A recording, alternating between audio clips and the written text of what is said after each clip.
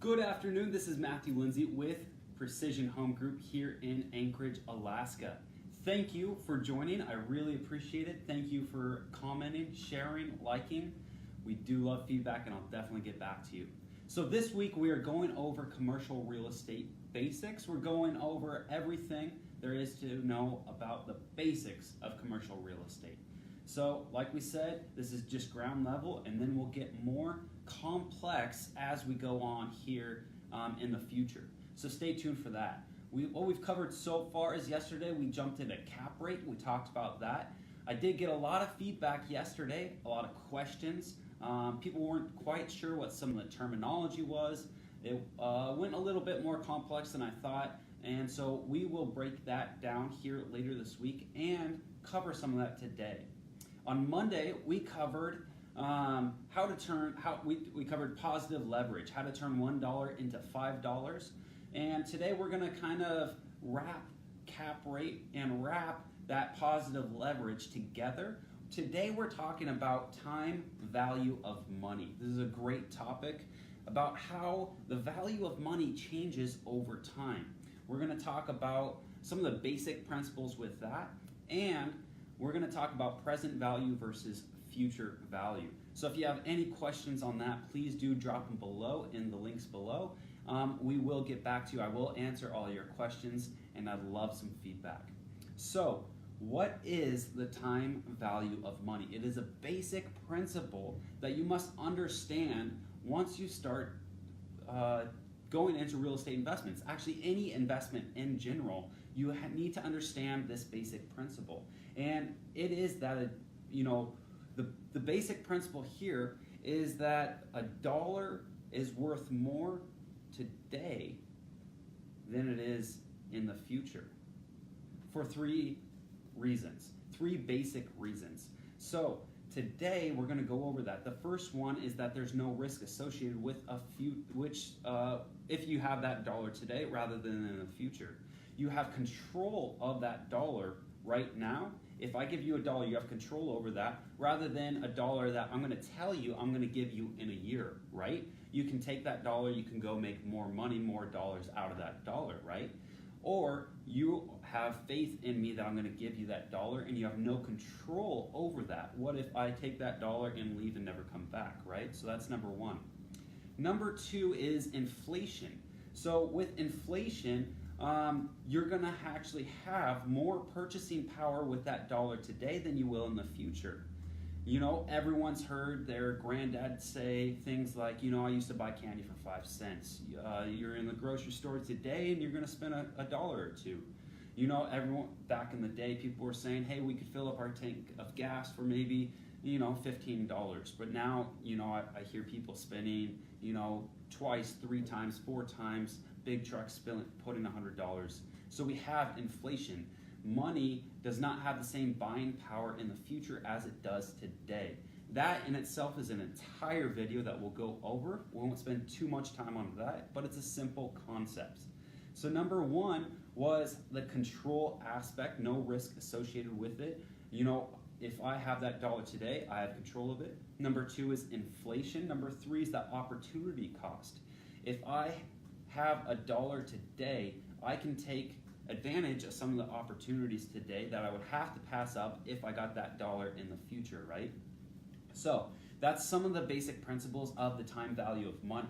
Now, we got to ask ourselves 2 different questions to get into some of the topics we talked about earlier, which is present value and future value.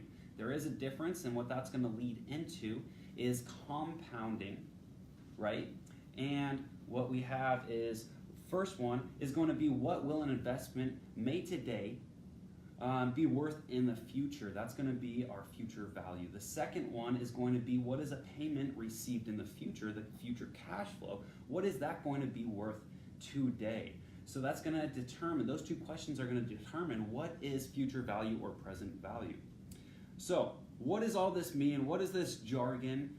We're going to get into it. We're going to do a couple quick problems here to show you a couple different things, showing you the time value of money. So what we have up here today, most of you have probably not seen this before, but this is a formula for figuring out the time value of money. So this first problem that we're gonna do is a compounding problem. So what we have here is EOP, and what that stands for is end of time period. So let me give you a problem, we're gonna solve it, and then I'll plug it into our formula, and at the end of the day, you're gonna see what the difference is in time values of money. So the first problem today is, say that you have $100,000, $100,000, okay? And you're gonna take that $100,000 and you're gonna go purchase some land. You're gonna purchase some commercial land, maybe industrial land, something like that. And that land is gonna appreciate at 9% per year. That is what our interest, if you will be. And we're gonna sell that land in 10 years. Now with that interest rate, with that initial investment, with the time frame, we can actually calculate what that future value is going to be for the money we spent today. So what this is going to tell us is that future value. So we'll go through our formula real quick. So EOP, we have time on this side and we have money on this side. So our EOP is standing for end of time period. A period could be a month, it could be a year, it could be several years. Whatever it is, you got to stay consistent with it. So we're measuring in years. I mentioned we have 10 years, right? So we're going to go 1, 2, 3, 4, 5, 6, all the way down to 10. We use N as our constant. That's the amount of time that's passed, amount of periods. We're doing annually, so this is a year. So we're going to put in 10 years for our end of time period. So for our present value up here, what we're going to say is that's that $100,000 we're putting down. Now it's going to be negative $100,000 because I'm giving that away for the land that I'm purchasing, right? So we're going to say negative $100,000. Now PMT stands for payment, but there is no payment in this. Why? Because I'm putting this down and I'm paying cash for this deal, right? So there's no payment here, and these would be the payments throughout the years, or the N, right? The periods. Interest per year down here, this is going to be 9%. So what we can do is we can figure out, well, there's no payments. We spent $100,000. We're going over 10 years at 9%. Now we can solve for our FV, which is our future value, right? And so with our future value, we're going to calculate this all out, and that's going to come to $236,736.37.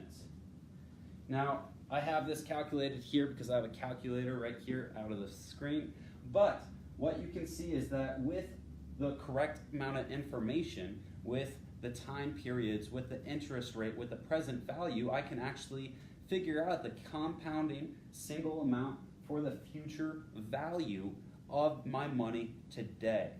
So going back, time value of money, what that is actually solving is that first question that we were talking about, which is, what will an investment made today be worth in the future? And that was solved here for $236,000 and some change. So what we talked about was the future value. Now we're going to talk about discounting and figuring out what the present value of an investment would be, or what the present value of an investment would have been if you go sell that today. So what we're looking at here is, here's the next problem for solving for the present value. The first, it's going to be, you're considering buying a tract of land, and you anticipate selling that land in 3 years at $1.3 million. So you're going to hold that land for 3 years, and that future value is going to be $1.3 million, right? And what you pay for that today is going to achieve a 10% yield. So we're just going to do the same thing we did before with the compounding, but now we're going to discount because we have all the things we need to do. So we're going to hold it for 3 years. That's going to be our periods. We're not going to have any payments on this because we're paying cash for it. we're going to solve for a present value. We know that our percentage is going to be 10% per year, and that our future value is going to be $1.3 million, right? So with that being said, I know that, hey, we have a 3-year hold, 10% yield, and $1.3 million. I can solve for that, calculate all this out, and you can have the present value at $976,709 and some change. So with that being said, what we have here is over this 3 years with the 10% yield, we're actually going to gain a little over $300,000. So we can use this method, this formula, to actually go find the present value, but also the future value, both in discounting and both with trying to find the compounding. So that answers our 2 questions. And what were those questions? And that's going to be, what will an investment made today be worth in the future? And then what would a payment be received, that be lump sum or cash flow? What is that made in the future worth today? So thanks for watching. That has been the time value of money. I hope you learned something. If you did, let me know. I'd love to reply to any comments you have. Thank you for joining. And again, this is Matthew Lindsay with Precision Home Group here in Anchorage, Alaska.